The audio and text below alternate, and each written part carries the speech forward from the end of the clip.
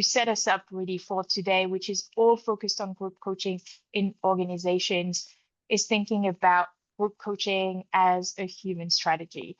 We have so much going on in the world, and I want us to really anchor in how group coaching can help us move forward and support organizations to do just that.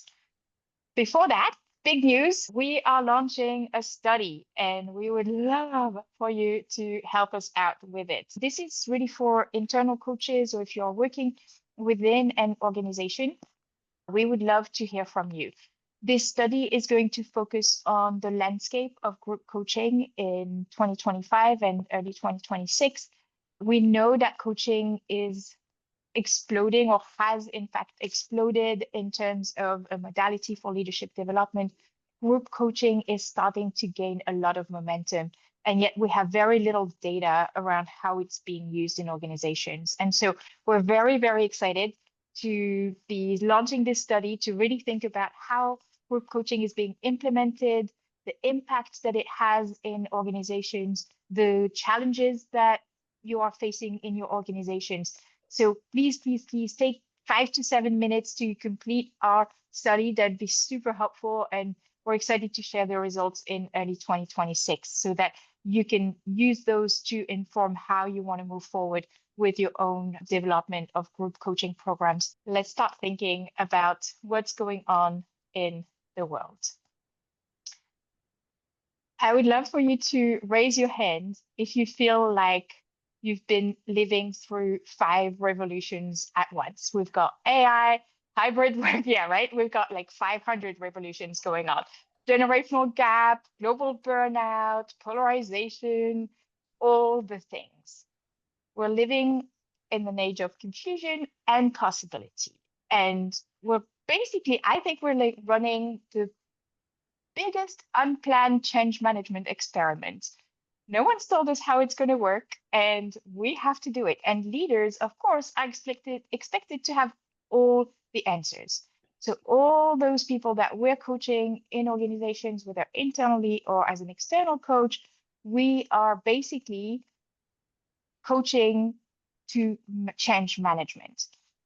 An incredible stat that you'll hear me share several times today actually is the fact that we have 21%, only 21%, according to Gallup State of the Workforce Survey, the State of the Global Workplace, sorry, that are engaged.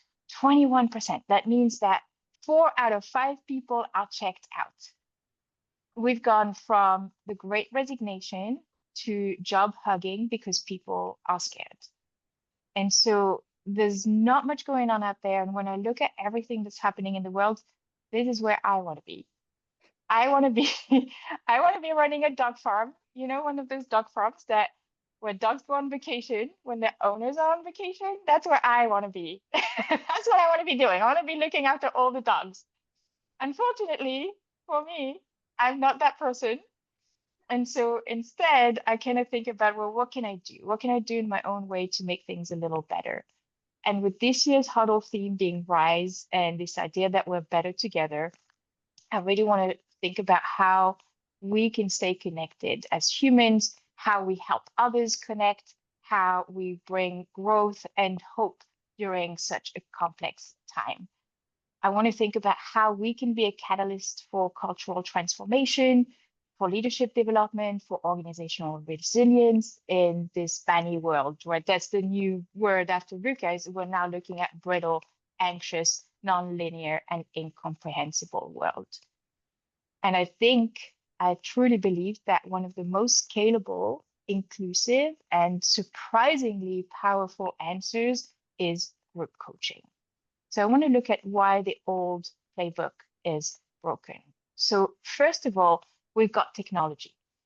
The World Economic Forum Future of Jobs report says that 86% of employers believe that AI and information processing technology are going to transform their business by 2030. I think it's already happening. We're not even waiting until 2030, like it's already happening. The thing is though, only 63% of them are also saying that what's getting in the way, the barrier to that transformation is the skills gap. And so in other words, we're automating faster than we're learning, faster than we're adapting. And so generative AI can code, it can summarize, it can write great poetry, it can do so many things.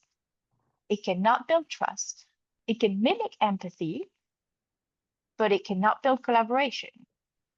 Those are still human superpowers, and group coaching develops every single one of them. A couple of weeks ago, and I know some of you were there as well, I was at the Columbia Coaching Conference, and there was Air Consulting did a survey around the priorities that are gaining momentum in terms of coaching. And what they found, the top 4 are those that really help leaders navigate large scale change. And those were strategic thinking, stakeholder management and influence, relationships building, and executive presence. So those are all human skills. And with group coaching, we're hitting on all of those. So let's take a further look, right? We know that technology is one thing that's going on in this landscape.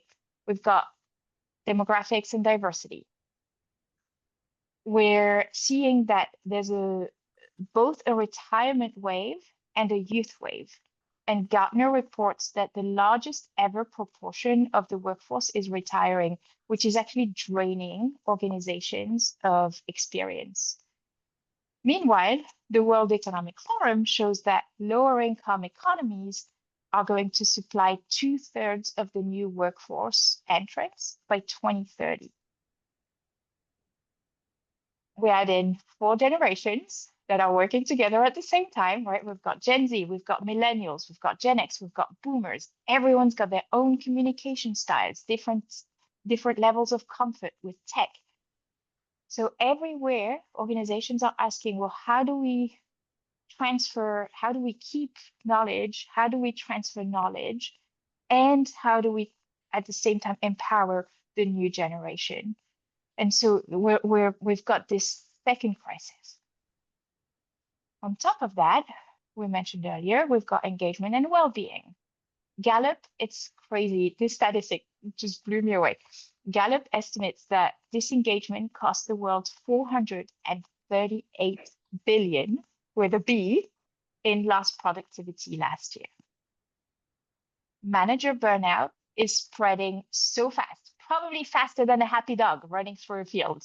I'll tell you, that's how fast it's spreading.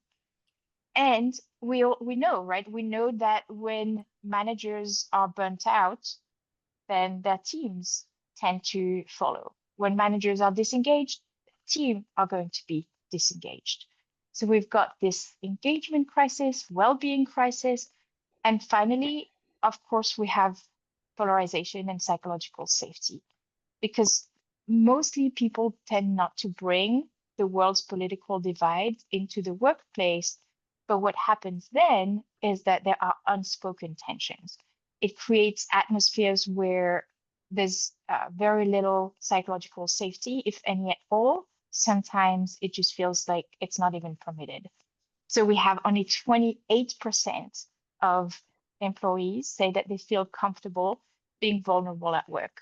I'm not sure how vulnerable was defined in this study, but it tells us something, right? It tells us that there is a lack of psychological safety. So culture suffers when conversations stop. And that's the problem. That's one of the hugest issues that we're seeing. So we've got tech, we've got disengagement, we've got the diversity and the mix of people leaving the workplace, people entering the workplace. We've got all these things going on, and I'm wondering who wants to join me on my dog farm, because I think that's the safest place to be right now. So if you'd like to come with me, you'll be welcome. But I also want to think about how we make this better, because I really do think that group coaching is part of the solution. We help people talk. We help people actually talk to each other, and we do it on purpose. And I've heard people say, oh, group coaching. And yesterday, in fact, we had in one of the sessions, someone asked, well, how do you make sure that when you're talking to corporate, they don't see group coaching as a touchy-feely, kind of thing? It's not. It's not a soft intervention. It's a scalable system for both human alignment and adaptive learning. And I know that if you're here, I don't need to convince you, but I'm still going to try to convince you. So indulge me. What happens? What happens when we bring group coaching into the workplace? First, we build collective intelligence. We're seeing that people are hearing each other's realities. They're gaining perspectives. They're understanding other areas of the business better. They discover patterns. They create solutions together. It's an incredible way to build that collective intelligence that we were talking about, when we're thinking about translating or rather keeping experience within the organization. Secondly, leadership is going to need reskilling just like every other area of the workplace. The Future of Jobs report from the WEF projects that 59% of workers are going to need retraining by 2030. With group coaching, we're embedding learning into real work. So it's not, as we know, another workshop, it's continuous peer learning lab. And when it comes to leadership and relationship buildings, they're actually doing these skills or learning and applying these skills in the moment. What it does is that it also creates belonging and trust. We go back to that statistic of 28% of employees feeling comfortable being outspoken at work or being vulnerable with colleagues. That means I'm an optimist at heart, so I don't give the bad numbers. I'm giving you 28%, but really that means that we've got 72%, right, who are not feeling comfortable sharing at work. That's a lot. Group coaching reverses that. It creates micro communities of trust where people feel seen, people feel heard, and they feel stretched. They feel like they're learning. So we're building belonging and we're building trust. It also scales cultures. The ICF, the Global Coaching Study, the 2025 one that just came out, shows that our field is contributing 5.34 billion to the global economy. Now, it might not seem like a lot, but it's a 17% increase since 2023. That's huge. If it keeps growing that way, our field is making a huge impact. What it's telling us is that organizations are not just buying coaching, they're really building coaching cultures. A lot of organizations are training their employees to become coaches, literally with the help of ICF Coaching and Organization. They are actually credentialing their employees. So they are building coaching cultures. What happens with group coaching is that it lets every level of the company participate in that culture. It's not just the executives, it's not just the higher level leadership, it's really everyone who can participate in building that coaching culture. So I want to share a quick example because I love this company. I think it's, no offense to anyone else, but it's probably the company that I love working the most, that I love working with the most. It's a rather small engineering and architectural firm. And there I work with 6 group of leaders. I do all the coaching. I love it too much to give it to anyone else to do. And they are mostly in their early 30s. They're in a leadership position for the very first time. And the coaching is part of a leadership development program that the company has started. I think they started 8 years ago. I've been working with them for 3 years now. They have 5 in-person modules. So their people are spread around the country. They come together once every other month for 2 days, and they have sessions on topics related to leadership. So 5 in-person modules. After the in-person module, they have a group coaching session with me in a smaller group. And in their group coaching sessions, we reflect really on the challenges that they're encountering as they're putting their learning from the in-person modules into practice. So they bring real life challenges. And actually, a little aside, one of the things that comes up the most is the fact that Gen Z cannot communicate. And this is 30-year-olds telling us this. It's really showing that generational gap. It's real. It's happening. So what happens in those sessions has several really important effects. One is that it normalizes their experience. They realize that it's not just them, others are going through the same problems. It gives them a space to coach each other. So they're using skills that they wouldn't otherwise use. And every year, when we get to the end of the program, the stat that changes the most is that and I think on top of my head, I know it's above 95%, and I want to say it's 98% of them say that they start using coaching skills in their leadership, like in their everyday leadership, because they're using their coaching skills in the groups. They go out, they practice them, asking questions, and we're very intentional about teaching them those skills as well. Finally, it gives them a peer network. It's a group that has their back. They are building engagement and ultimately retention. What that means is that they're going from learners to culture shapers.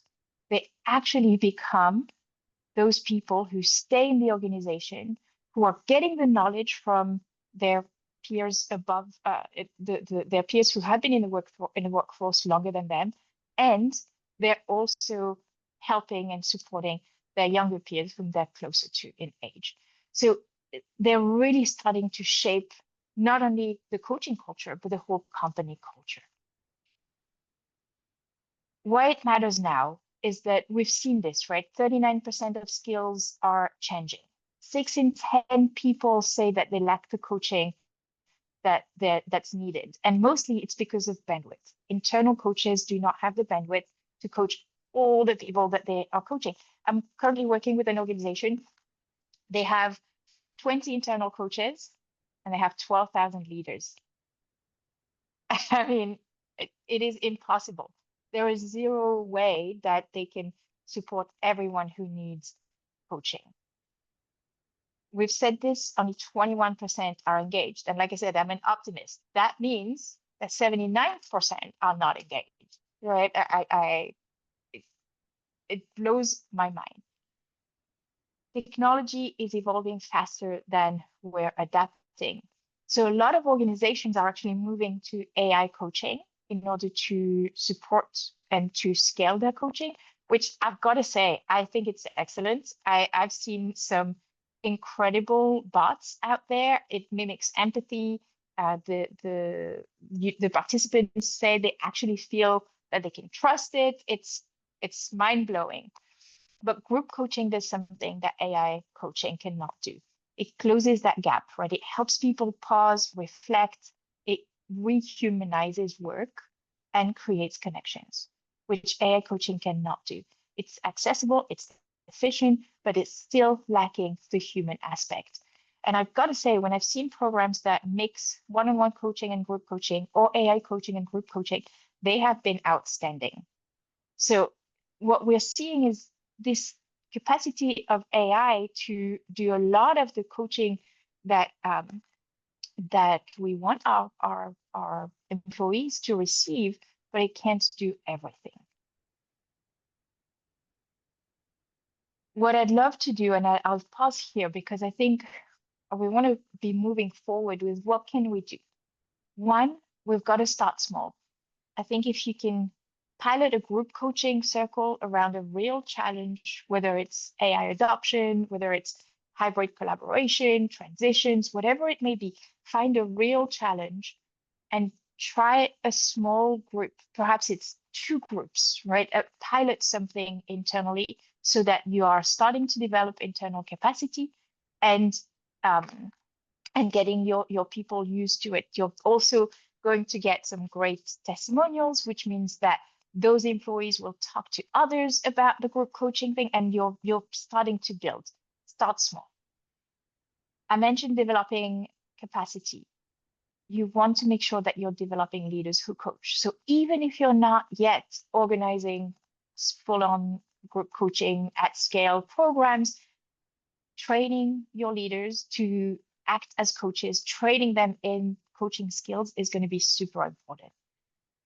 Of course, we do that in case you need help. And then finally, making reflection a ritual. It seems so simple, but for us to pause and for us to encourage our employees to reflect on what they're learning, to reflect on what they're doing, to think about what they might have done differently. It's a part of coaching, right? What's your insight? What's your action? If we can implement that in many different aspects of our day-to-day, we are definitely winning. We want to protect time for people to think. Reflection, I would say, is a radical act of leadership, and it's one that we tend to forget. So with that, I want to go back to where we started, which was the age of confusion and possibility. Technology is going to keep changing. Demographics are going to keep shifting. Politics are going to keep polarizing. So what we do to support our people to adapt and grow is twofold. We give them the technical skills that they need for whatever job it is that they're doing, and we help them grow as humans through connection, because people are going to keep peopling. That's what we do. So when we create those spaces for honest dialogue and those shared learning to emerge, we're not just developing leaders, we're really developing these culture shapers. So here's how I'll end this. Next time someone asks you how your organization is preparing for the future, this is what you can say. We're building the future, one coaching circle at a time.